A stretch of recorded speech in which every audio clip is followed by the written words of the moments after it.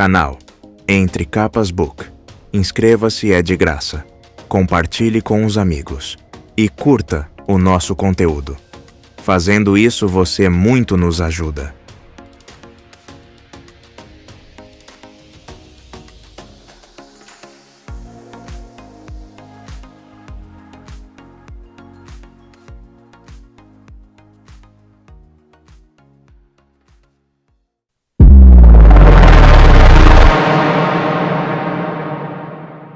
Capítulo 46 – Quando o sonho morre.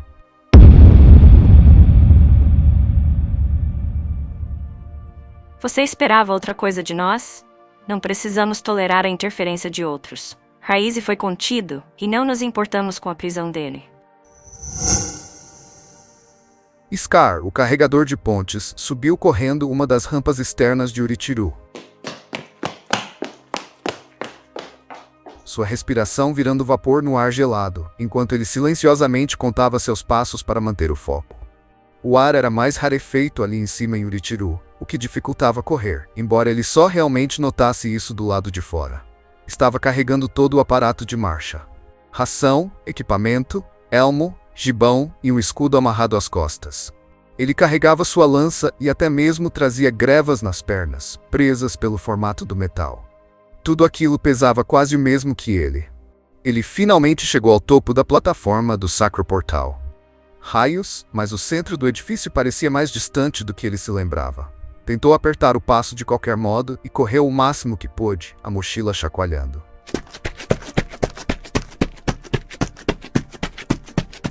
Por fim, suando com a respiração cada vez mais ofegante, chegou ao edifício de controle e entrou correndo. Só então parou, deixando cair a lança e pousando as mãos nos joelhos, arquejando. A maior parte da Ponte 4 esperava ali, alguns brilhando com luz das tempestades. De todos eles, Scar era o único que, apesar de 2 semanas de prática, ainda não havia descoberto como sorvê-la. Bem, exceto da Bibide e Erlaim. Sigizil checou o relógio que haviam recebido de Navan e Colin, um dispositivo do tamanho de uma pequena caixa. Levou cerca de 10 minutos, disse ele. Um pouquinho menos. Scar assentiu, limpando o suor da testa.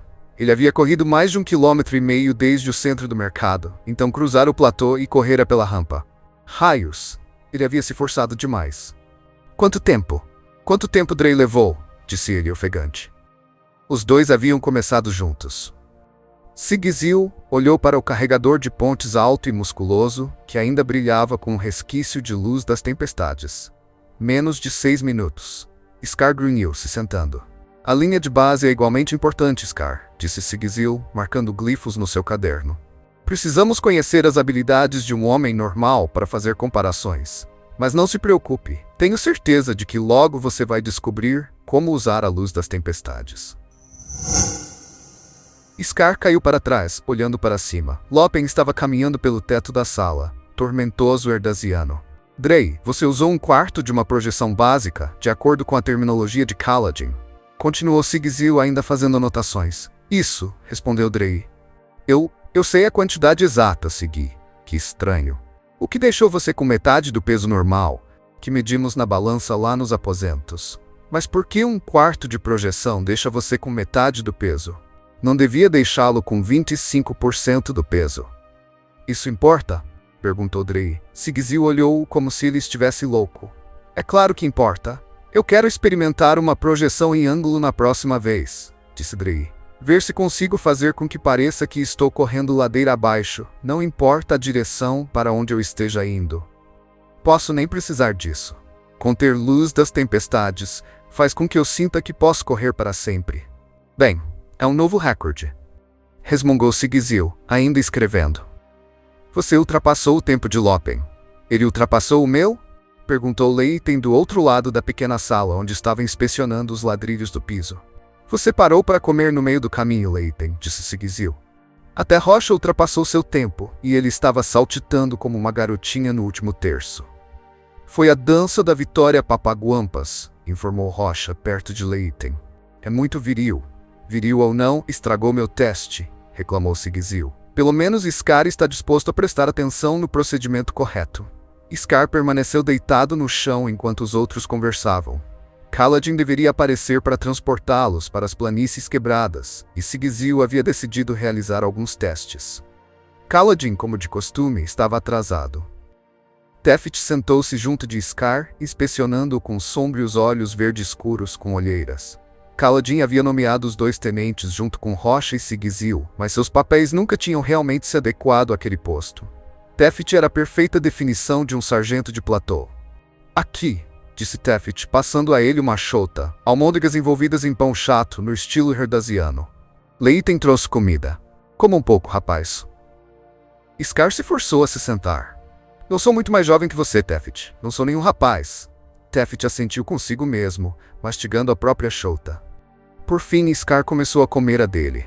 Era boa, não picante como boa parte da comida letiana, mas boa ainda assim. Saborosa. Todo mundo fica me dizendo que vou conseguir logo, disse Scar. Mas e se eu não conseguir? Não haverá espaço nos corredores dos ventos para um tenente que precisa ir para os lugares caminhando. Vou acabar cozinhando com Rocha. Não tem nada de errado em fazer parte da equipe de apoio. Perdão, sargento, mas para os raios com essa história. Você sabe quanto tempo esperei para segurar uma lança? Scar pegou a arma ao lado da mochila e colocou-a no colo. Eu sou bom com ela. Eu posso lutar, só que... Lopen deixou o teto, girando para que suas pernas ficassem abaixo dele e flutuando suavemente até o chão. Ele deu uma gargalhada enquanto Bizig, por sua vez, tentava voar até o teto e batia de cabeça nele. Bizig se pôs de pé, olhando para baixo na direção de todos eles, envergonhado. Mas do que ele deveria sentir vergonha, estava de pé no teto. Você já foi militar, adivinhou Tefit. Não, mas não foi por falta de tentativa. Você ouviu falar nos Capas Negras? Os guardas pessoais de Aladar. Digamos que eles fizeram bem pouco da minha candidatura. Sim, nós deixamos olhos escuros entrarem, mas não nanicos. Tefit grunhiu, mastigando sua chota. Disseram que poderiam reconsiderar se eu me equipasse, continuou Scar. Você sabe quanto custa uma armadura? Eu era um quebra-pedras estúpido com visões de glória no campo de batalha. Antes eles nunca falavam sobre o passado. Isso havia mudado, embora Scar não pudesse especificar exatamente quando. Acontecera, como parte da catarse de se tornar algo maior. Tefit era um viciado. Drey havia atacado um oficial. Eti havia sido pego planejando desertar com seu irmão. Até o simplório Robert havia tomado parte em uma briga de bêbados. Conhecendo Robert, ele provavelmente só havia acompanhado o que seu esquadrão estava fazendo, mas um homem havia morrido. Seria de se pensar que nosso grande e poderoso líder já teria chegado a essa altura, disse Tefit. Eu juro, a cada dia que passa, Kaladin se comporta mais como um olhos claros. Não deixe ele ouvir você dizer isso, replicou Scar. Eu digo o que quiser, respondeu Tefit bruscamente. Se aquele garoto não vem, talvez eu devesse partir. Tenho coisas a fazer. Scar hesitou, levantando os olhos para Tefit. Não é isso, rosnou Tefit. Eu mal toco naquela coisa há dias. Pelo modo como todos vocês estão me tratando, parece até que nunca tiveram uma noitada daquelas. Eu não disse nada, Tefit. Sabendo o quanto nós sofremos, é loucura achar que não precisaríamos de alguma coisa para ajudar a aguentar o dia. O musgo não é o problema. É o tormentoso mundo que está enlouquecendo. Esse é o problema. Com certeza, Tefit. Tefit olhou de soslaio, então observou intensamente sua chota. Então, há quanto tempo os homens sabem? Quero dizer, não muito, respondeu Scar rapidamente. Ninguém está pensando nisso.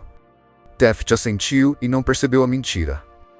Na verdade, a maioria havia notado Tefit saindo escondido para amassar um pouco de musgo de vez em quando. Isso não era incomum no exército. Mas fazer o que ele havia feito, faltar ao dever, vender seu uniforme e acabar em um beco, aquilo era diferente. Era o tipo de coisa que fazia com que um soldado fosse exonerado, na melhor das hipóteses. Na pior, bem, ele podia acabar carregando pontes.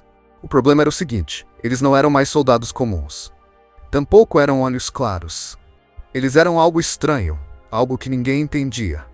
Não quero falar sobre isso, disse Tefit. Olhe só, não estávamos discutindo como fazer você brilhar? Esse é o problema imediato. Antes que ele pudesse continuar, Kaladin, filho da tempestade, finalmente dignou-se a aparecer, trazendo com ele as batedoras e candidatos das outras equipes de pontes que estavam tentando sorver luz das tempestades. Até o momento, ninguém além dos homens da Ponte 4 havia conseguido.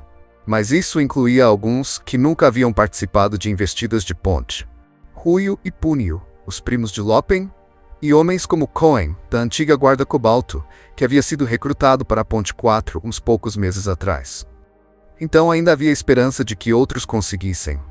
Kaladin havia trazido cerca de 30 pessoas, além daquelas que já estavam treinando com a equipe.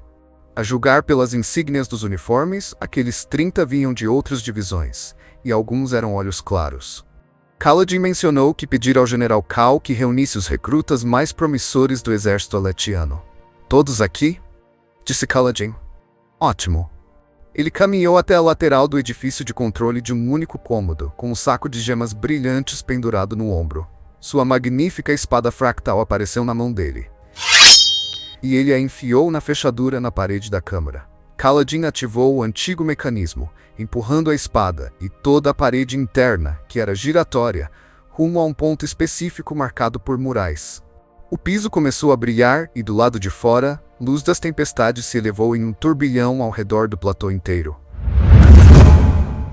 Kaladin travou a espada na posição da marca no chão que designava as planícies quebradas.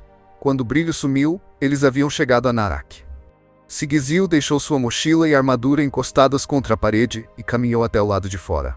Até onde sabiam, todo o topo de pedra da plataforma havia ido com eles, trocando de lugar com aquele que estivera lá na torre. Na borda da plataforma, um grupo de pessoas subia uma rampa para encontrá-los. Uma aletiana baixa chamada Ristina contou os carregadores de pontes e soldados enquanto eles passavam por ela, anotando no seu livro. "O senhor demorou, Luminobre", disse ela para Kaladin, cujos olhos brilhavam levemente em azul. Os comerciantes estavam começando a reclamar. Era preciso usar luz das tempestades para alimentar o dispositivo. Algumas das gemas no saco de Kaladin deviam ter sido esgotadas durante o processo, mas curiosamente não gastava muito mais para trocar 2 grupos de posição do que gastava para viajar em um só sentido. Então eles tentavam usar os sacroportais quando havia gente dos 2 lados querendo trocar de lugar. Diga aos comerciantes, na próxima vez que eles atravessarem, que os cavaleiros radiantes não são porteiros. Melhor eles se acostumarem a esperar, a menos que encontrem uma maneira de fazerem os votos por conta própria. Ristina deu um sorrisinho irônico e escreveu, como se fosse passar aquela exata mensagem. Scar sorriu ao ver isso. Era bom ver uma escriba com senso de humor. Kaladin conduziu o caminho pela cidade de Narak, outrora uma fortaleza parshendiana, agora um ponto de parada cada vez mais importante entre os acampamentos de guerra e Uritiru. Os edifícios ali eram surpreendentemente robustos, bem construídos com creme e com carapaças entalhadas. Scar sempre havia imaginado que os parshendianos eram como os nômades que perambulavam entre Azir e Jakeved. Imaginava parshendianos selvagens e ferozes, sem civilização, se escondendo em cavernas durante as tempestades. Mas ali havia uma cidade bem construída e cuidadosamente planejada. Eles haviam encontrado um edifício cheio de arte em um estilo que deixara perplexas as escribas aletianas. Arte parchemana. Eles seguiram pintando mesmo enquanto combatiam na guerra. Como se fossem pessoas comuns. Ele deu uma olhadela para Shem. Não, Lain, era difícil lembrar, que caminhava com uma lança apoiada no ombro. Scar esquecia a presença dele a maior parte do tempo, e isso o deixava envergonhado. Elaine era tão membro da Ponte 4 quanto qualquer outro homem, certo? Será que ele preferiria pintar a lutar? Passaram por postos de sentinelas cheios de soldados de Dalinar, junto com muitos em uniformes vermelhos e azul claros, as cores de Rutar. Dalinar estava colocando alguns dos outros soldados para trabalhar, tentando impedir mais conflitos entre homens de diferentes principados. Sem os combates nas planícies quebradas para mantê-los concentrados, os homens estavam ficando inquietos. Cruzaram um grande grupo de soldados praticando com pontes em um platô próximo. Scar não conseguiu conter o sorriso quando viu seus uniformes e elmos negros. As investidas de platô haviam recomeçado, porém de forma mais estruturada, e os espólios eram divididos igualmente entre os grão-príncipes. Naquele, era a vez dos capas negras. Scar se perguntou se algum deles o reconheceria. Provavelmente não, mesmo que ele houvesse causado uma comoção e tanto entre os homens. Só havia uma maneira lógica de obter o equipamento necessário para aquela candidatura. Ele o roubara do mestre quarteleiro dos Capas Negras. Scar pensou que elogiariam sua engenhosidade. Estava tão ansioso para ser um Capa Negra que faria de tudo para se juntar a eles, certo? Errado. Sua recompensa havia sido uma marca de escravo e, por fim, a venda para o exército de Sadeas. Ele passou os dedos pelas cicatrizes na testa. A luz das tempestades havia curado as marcas dos outros homens, que as cobriram com tatuagens de qualquer modo, mas aquilo parecia outra pequena alfinetada, separando-o dos outros. Naquele momento, ele era o único combatente na Ponte 4 que ainda trazia as marcas de escravo. Bem, ele e Kaladin, cujas cicatrizes, por algum motivo, recusavam-se a se curar. Alcançaram o platô de treinamento, cruzando a velha Ponte 4, que estava fixada ali por alguns pilares de pedra transmutados. Kaladin solicitou uma reunião dos oficiais, enquanto vários dos filhos de Rocha armavam uma estação de água. O alto Papaguampas parecia mais do que entusiasmado por ter a família trabalhando com ele. Scar se juntou a Kaladin, Sigizil, Tefit e Rocha. Embora estivessem bem próximos, havia um espaço óbvio onde Moash deveria estar. Parecia tão errado ter um membro da Ponte 4 inexplicavelmente ausente, e o silêncio de Kaladin sobre o assunto pairava sobre eles como o machado de um executor. Estou preocupado com o fato de que ninguém que pratica conosco tenha começado a respirar luz das tempestades, declarou Kaladin. Faz apenas 2 semanas, senhor, disse Sigizil. É verdade, mas Sil acha que vários parecem certos, embora ela não me diga quais, já que acha que isso seria errado. Kaladin gesticulou na direção dos recém-chegados. Pedi a Cal para me mandar outro lote de candidatos porque achei que, quanto mais pessoas tivéssemos, melhores seriam nossas chances de encontrar novos escudeiros. Ele fez uma pausa. Não especifiquei que eles não poderiam ser olhos claros. Talvez devesse ter feito isso. Não vejo porquê, senhor, disse Scar, apontando. Aquele é o Capitão Colot, um bom homem. Ele nos ajudou a explorar. É que não parece certo ter olhos claros na Ponte 4. Além de você, indagou Scar. E Renarim. E bem, qualquer um de nós que conseguir a própria espada, e talvez Rocha, que eu acho que era olhos claros entre o povo dele, mesmo que tenha.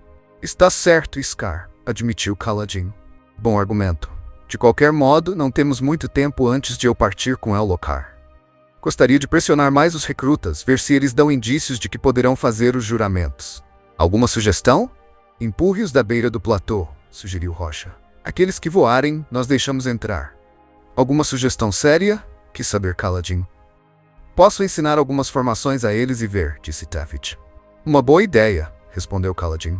Raios, gostaria que soubéssemos como os radiantes costumavam lidar com a expansão. Havia campanhas de recrutamento, ou eles só esperavam até alguém atrair um espreno? Mas isso não faria da pessoa um escudeiro, observou Tefit, coçando o queixo. E sim um radiante pleno, certo? Um argumento válido, disse Sigizil. Não temos prova de que nós, escudeiros, estamos rumo a nos tornarmos radiantes plenos. Podemos ser sua equipe de apoio para sempre. E nesse caso, não é a habilidade individual que importa, mas a sua decisão. Talvez a do seu espreno. Você os escolhe, eles servem sob seu comando e então começam a sorver luz das tempestades. Disse Scar desconfortável. Todos olharam para ele. O primeiro que disser algo para me consolar, disse Scar, leva um soco na cara.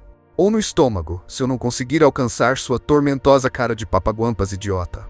Ha, disse Rocha. Você consegue acertar a minha cara, Scar. Já vi você pular bem alto. Você quase parece ter a altura de uma pessoa normal quando faz isso. Tefit, disse Kaladin, vá até lá e repasse as formações com os recrutas em potencial. E diga ao resto dos homens para vigiar o céu. Estou preocupado com novos ataques às caravanas. Ele balançou a cabeça. Alguma coisa nesses ataques não faz sentido.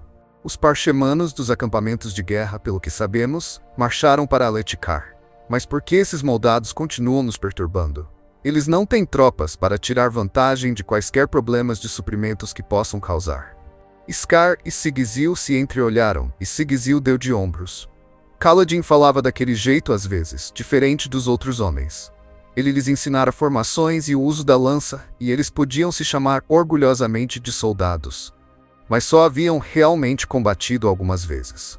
O que sabiam de coisas como estratégia e táticas de campo de batalha? Eles se separaram, Tefft partiu para treinar os recrutas em potencial. Kaladin botou a ponte 4 para estudar voo. Eles praticaram pousos, então tentaram corridas pelos ares, voando de um lado para outro em formação, se acostumando a mudar de direção rapidamente. Era um pouco perturbador ver aquelas linhas brilhantes de luz correndo pelo céu. Scar acompanhou Kaladin enquanto ele observava os recrutas treinando formações. Os olhos claros não ousaram fazer uma única reclamação sobre ocuparem fileiras junto com olhos escuros. Kaladin e Tefft.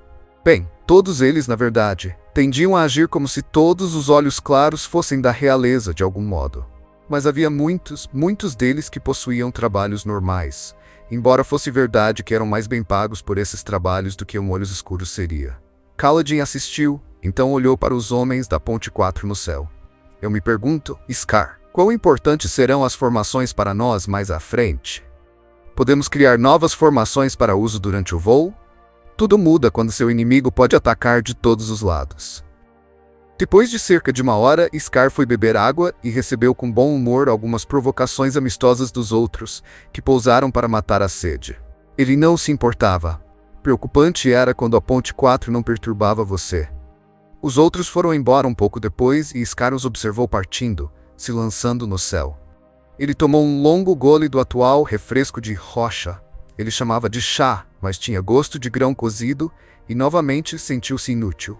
Será que aquelas pessoas, aqueles novos recrutas, iam começar a brilhar e tomar seu lugar na ponte 4? Ele seria remanejado para outros deveres, enquanto outra pessoa ria com a equipe e ouvia brincadeiras a respeito de sua altura? Raios, ele pensou, jogando o copo de lado. Detesto sentir pena de mim mesmo. Não ficara emburrado quando os capas negras o rejeitaram, e não ficaria emburrado agora. Estava catando gemas no bolso, determinado a praticar um pouco mais, quando viu Lin sentado em uma rocha próxima, observando os recrutas treinando formações. Ela estava com os ombros curvados e ele viu a frustração na sua postura. Bem, Scar conhecia aquele sentimento. Pôs a lança no ombro e foi até ela. As outras 4 batedoras haviam ido até a estação de água. Rocha soltou uma gargalhada ruidosa para algo que uma delas dissera. Não vai se juntar a eles? Indagou Scar, indicando os novos recrutas que passaram marchando. Não conheço formações, Scar. Nunca fiz esses treinamentos. Nunca nem segurei uma tormentosa lança. Eu entregava mensagens e fazia reconhecimento das planícies. Ela suspirou. Não aprendi rápido bastante, não foi? Ele foi lá e arrumou pessoas novas para testar, já que eu falhei. Não diga bobagens, disse Scar, sentando-se ao lado dela na grande pedra. Ninguém está te obrigando a sair da equipe. Kaladin só quer ter o máximo possível de recrutas em potencial. Ela balançou a cabeça. Todo mundo sabe que estamos em um novo mundo agora. Um mundo onde a patente e a cor dos olhos não importam. Algo glorioso. Ela olhou para o céu e para os homens treinando lá. Quero fazer parte disso, Scar. Quero muito. Ela o encarou e provavelmente viu nos seus olhos aquela mesma emoção. Raios. Falei sem pensar, Scar. Deve ser pior para você. Ele deu de ombros e levou a mão à bolsa, pegando uma esmeralda do tamanho do seu polegar. Ela brilhava intensamente, mesmo no dia claro. Você já ouviu falar da primeira vez que o Capitão Filho da Tempestade sugou luz? Ele nos contou. Naquele dia, depois que ele descobriu essa habilidade porque Tefft contou para ele. E não foi naquele dia. Você está falando de quando ele estava se curando, disse ela. Depois da grande tormenta em que ele foi pendurado? Também não foi nesse dia, respondeu Scar, segurando a gema. Através dela, viu os homens entrando em formações e imaginou-os carregando uma ponte. Eu estava lá, na segunda fileira, investida de ponte. Uma bem ruim, aliás. Estávamos avançando pelo platô e um monte de Parshendianos estava nos esperando. Eles derrubaram a maior parte da primeira fileira. Todos menos Kaladin. Isso me deixou exposto bem ao lado dele, na segunda fileira. Naquela época, você não tinha boas chances correndo perto da frente. Os Parshendianos queriam derrubar nossa ponte e focaram seus disparos em nós. Em mim. Eu sabia que estava morto. Eu sabia. Vi as flechas chegando e sussurrei uma última oração, esperando que a próxima vida não fosse tão ruim.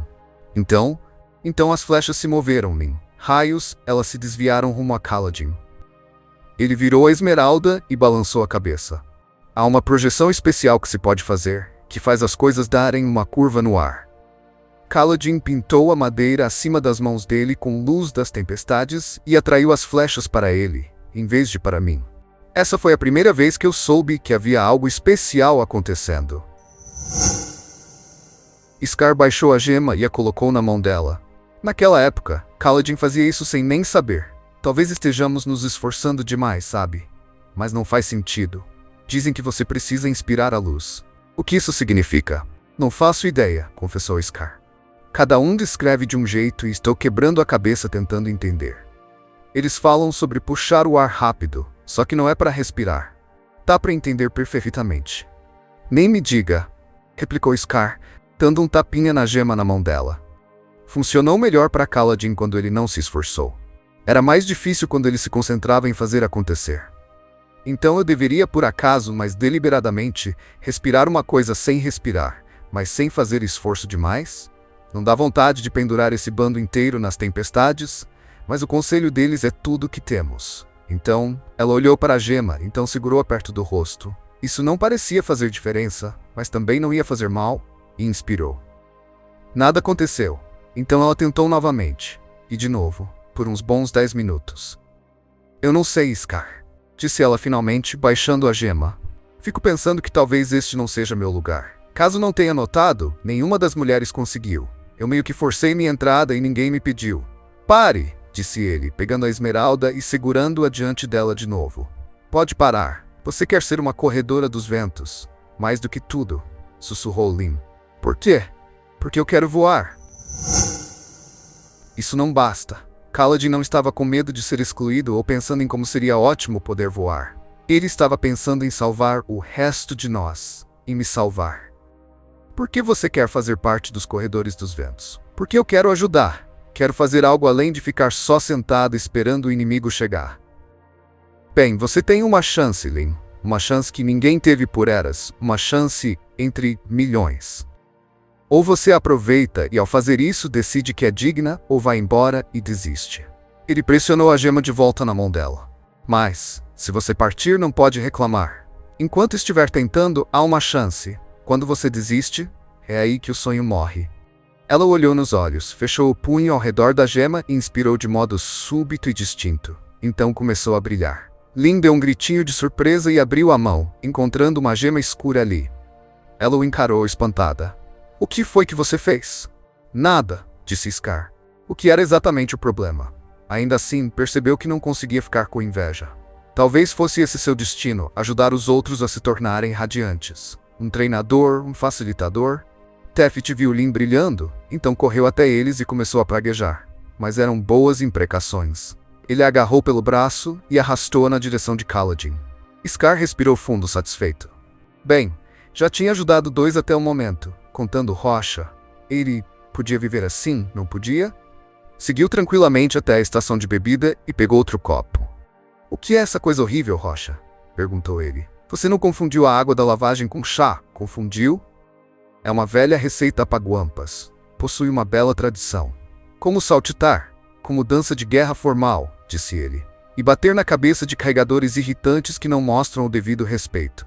Scar se virou e pousou a mão na mesa, assistindo o entusiasmo de Lynn enquanto seu esquadrão de batedoras corria até ela. Estava feliz com o que havia feito, estranhamente feliz. Até mesmo animado. Acho que vou ter que me acostumar com papaguampas fedorentos, Rocha, disse Scar. Estou pensando em entrar para sua equipe de suporte. Você acha que eu vou deixar você chegar perto da panela? Pode ser que eu nunca aprenda a voar. Scar abafou a parte dele que choramingou ao ouvir isso. Preciso lidar com esse fato. Então, acho que vou ter que encontrar outra maneira de ajudar. E o fato de que você está brilhando com luz das tempestades neste momento não vai contar nessa decisão. Scar congelou. Então encarou sua mão bem na frente da cara, segurando um copo. Pequenos fios de luz das tempestades emanavam dela. Ele deixou o copo cair com um grito, tirando do bolso um par de esferas foscas. Dera sua gema de treinamento para Lynn. Ele olhou para Rocha, então sorriu que nem o idiota. Eu acho que posso botar você para lavar pratos, disse Rocha. Embora você sempre jogue meus copos no chão, não é nada respeitoso. Ele parou de falar quando Scar saiu correndo atrás dos outros, gritando de empolgação.